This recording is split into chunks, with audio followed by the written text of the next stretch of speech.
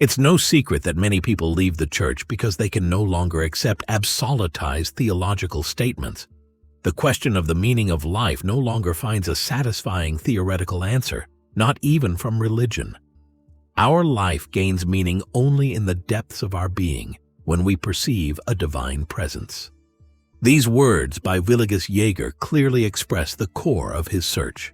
A Benedictine and Zen master, his figure represents a bridge between West and East, between Christian tradition and Eastern meditation, between the search for transcendence and inner experience.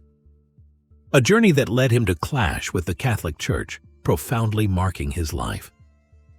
Born on March 7, 1925 in Germany, Willigis Jäger lived a life dedicated to the pursuit of spirituality. After joining the Benedictine order, he spent years studying Christian mysticism, but his encounter with Zen marked a decisive turning point.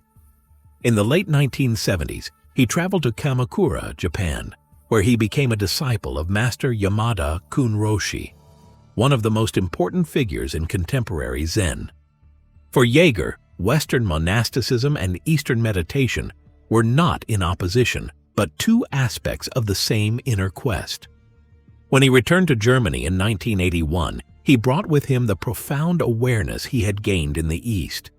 His goal was to spread a new approach to spirituality, based on direct experience of the divine through meditation. But his ideas quickly came into conflict with Catholic doctrine. In 2001, the Congregation for the Doctrine of the Faith, led at the time by Cardinal Joseph Ratzinger, silenced him, banning him from all public activities. A decision that seems paradoxical. While science was beginning to explore the effects of meditation on the mind and body, the Church remained skeptical of a practice deeply rooted in its own mystical tradition. But what were Willigis Jäger's ideas? Through his work, we can explore his thinking and ask ourselves whether this decision was truly justified, or if, on the contrary, it continues to raise many doubts. In response to this restriction, Jäger chose to leave his community while remaining a Benedictine. He continued his teachings, establishing meditation centers and writing books that bridged Eastern thought with the Western world. Among these, The Essence of Life stands out as one of the most significant texts for understanding his vision. However, to this day, there is no English translation of this book. In this video, we will explore its key concepts. A man carves out a portion of wholeness and says, "This is mine." He separates a piece of land and proclaims, "It belongs to me." But the sun, the rain, the wind, the insects, and the birds take no notice of his presence. With these words, Jäger describes the illusion of the ego, the identity humans construct to feel separate from the rest of reality. The ego is like an imaginary fence. It exists only in the mind of the one who builds it, yet at the deepest level of truth, there is no division between the individual and the whole. For Jäger, the ego is not an enemy to be destroyed, nor something to be entirely eliminated.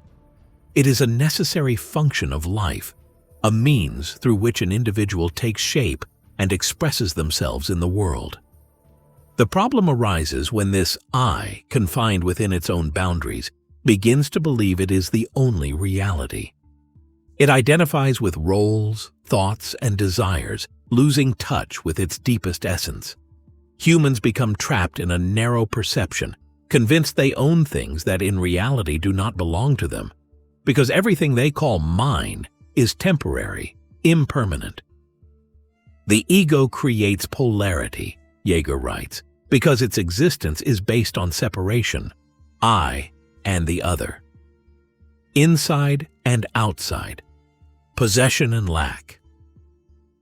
But this fragmentation is an illusion, a mental construct that prevents one from seeing reality in its wholeness. Those who are deeply identified with their ego live in constant tension, always trying to defend what they believe they are and what they believe they own. The stronger this identification grows, the greater the sense of dissatisfaction and fear. The way forward is not to eliminate the ego, but to recognize its illusory nature.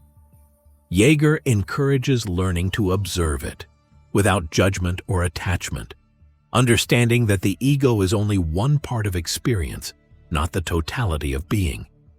Left unchecked, the ego behaves like an unskilled coachman, steering a carriage without knowing where to go, repeatedly overturning it. Only by learning not to identify with it can one regain a deeper sense of unity, recognizing that individuality is merely a temporary expression of a far greater reality. What does it matter to the mountain if a few clouds cover its peak? Jäger asks. The essence of a person, like a mountain, remains unchanged beyond the illusions created by the ego. Overcoming it does not mean annihilating the personality, but rather opening up to a broader perception, one in which artificial boundaries dissolve, and life is experienced with newfound awareness. For Jäger, the mystical experience is the meeting point of all spiritual traditions. When one meditates, archetypal images emerge, lights, sacred figures, and inner visions. But these are not the ultimate reality. They are symbols through which personal consciousness opens up to a greater dimension. This is what the great spiritual traditions have always sought to convey. The divine is not a concept to be understood by the mind, but a reality to be directly experienced. For this reason, he considered meditation an essential tool for inner exploration. When desire ceases, it becomes possible to see. Once this stage is reached, one also realizes that nothing is permanent. This awareness radically transforms one's relationship with the world. Everything that seems solid and unchanging is, in reality, part of a continuous flow, a play of forms that arise and disappear. But this experience cannot be conveyed through words. It can only be lived. Any attempt to define the absolute inevitably leads to fragmentation because language itself is a limitation. As soon as one begins to verbalize, contradictions arise. This is the challenge always encountered when discussing ultimate truths. They are not verbalizable. They exist beyond words, and words themselves become an obstacle, one that only direct experience can overcome and give meaning to. Silence, then, is not merely the absence of words, but a space where the ultimate reality can be perceived without filters. It is in silence that the deep connection between all things is revealed, beyond the categories of the mind, allowing an individual to experience the true nature of being. Perhaps this is why Willigis Jäger's thinking remains so relevant today.